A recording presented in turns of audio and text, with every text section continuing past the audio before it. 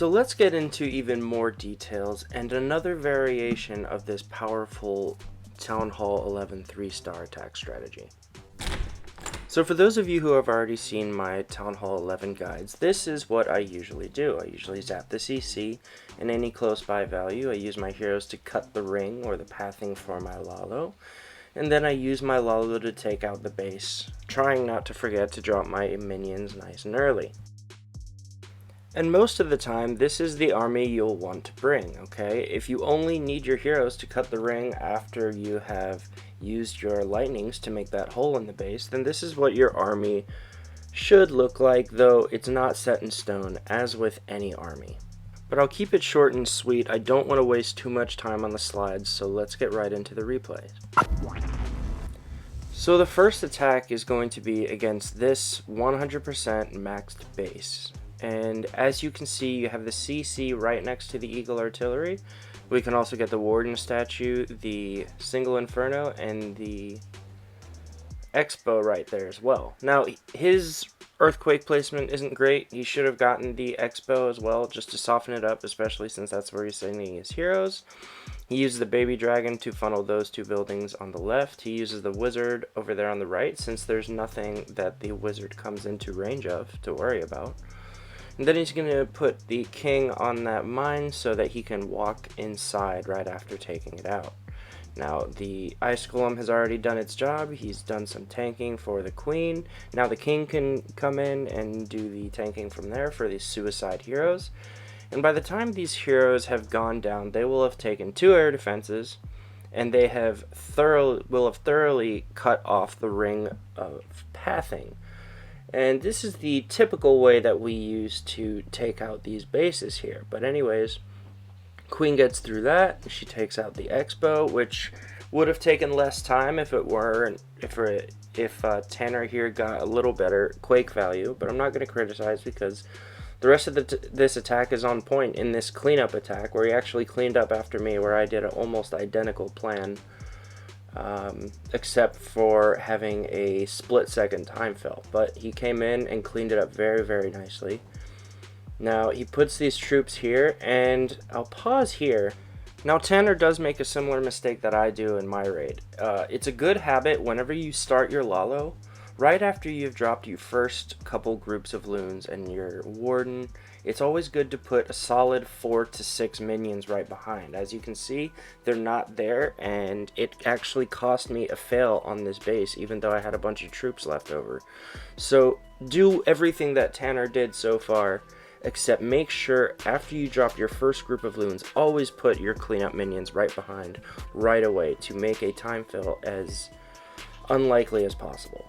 But moving on here, as you can see, Tanner's pathing is very, very crystal cut and clear. He takes out the end of the ring and he moves his Lalo together through that ring of defenses, and he puts his slammer a little bit later, and he actually has a dragon in that slammer. I usually only put a dragon in the slammer when I want to kill the CC, but given in my raid the slammer lasted a very long time, and without popping, he just put the dragon, I think, as a precaution against that time fill that I got, and it worked like a charm here. The defenses are down, and this was just a very, very smooth cleanup attack that was very well planned by Tanner. He took the time to make sure that he did all the things I did right, but also made the improvements necessary to avoid the embarrassing fail that I had. Now, the variation we're going to be talking about here is using what I call a Blimp Bomb. It could be a Yeti Bomb, or it could be some Valkyries, and that is going to depend on what you intend to take out with that Blimp Bomb. And most of the time you're going to want to send this bomb in as a part of your initial stage with your zaps and your heroes.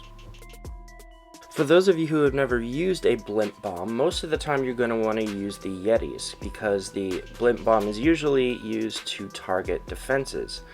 Now, it's also good to note that if you have a bunch of trash and a queen that you want to take out, you may even want to consider using Valkyries instead. Valkyries are very effective, though not as effective against defenses. So if you're bombing an artillery or expos or something, you use the Yeti. If you're trying to kill a queen or something like that, you definitely use those Valkyries. So we've discussed the Blimp Bomb in theory, now let's look at it used in practice. So what Tanner's doing here is seeing if the queen hops over. She won't because of that double wall there. Okay, if that second wall wasn't there, she probably would have jumped. But anyways, he's going to use his heroes to take out the queen. And he's going to send... Now, as you can see, this is perfect. He puts the Coco Loon here. Now, as you can see by the sweeper range, you can tell he perfectly scouted this attack. He knew exactly where to drop that blimp so that the sweeper didn't get in the way. Really well done by Tanner. Now it pops, and down goes the air defense, which was probably the primary goal, but I'm not sure. I think there was a sweeper there as well. But as you can see, this is what happens.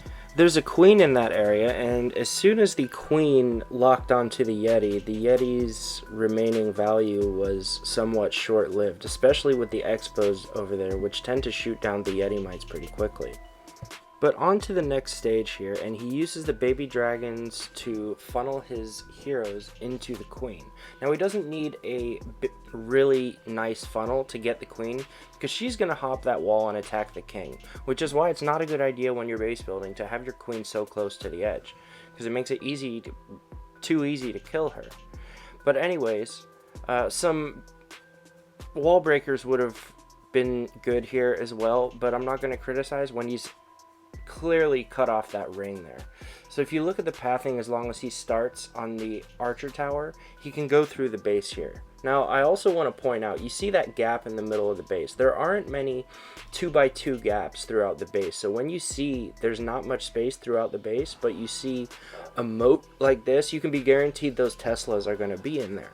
So you definitely want to consider that when you plan your pathing in the beginning, okay? Because your zap value, because of those Teslas popping up, may not be as big as you expected.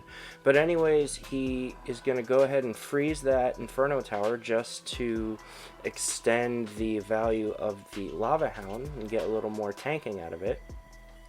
But one pops, which is good. You usually want the hounds to pop in different areas of the base so that the pups can start the cleanup.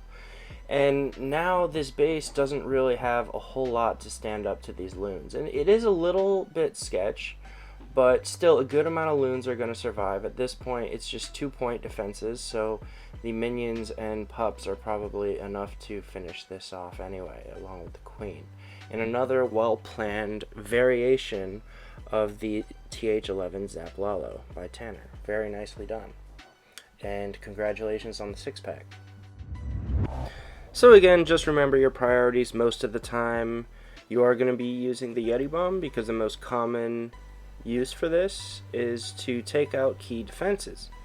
But again, if you have a queen in that area along with low hit point defenses, you may want to consider the Valkyries because they will more efficiently take those out. And as long as you consider the dead space that this bomb will leave behind and you plan the rest of your loon pathing well, then you should be able to get through most max Town Hall 11 bases just fine. So as always, I do hope you found this useful. I hope you learned something about how to properly use the Blimp Bomb and when to use the Valkyries. If you did, leave a like.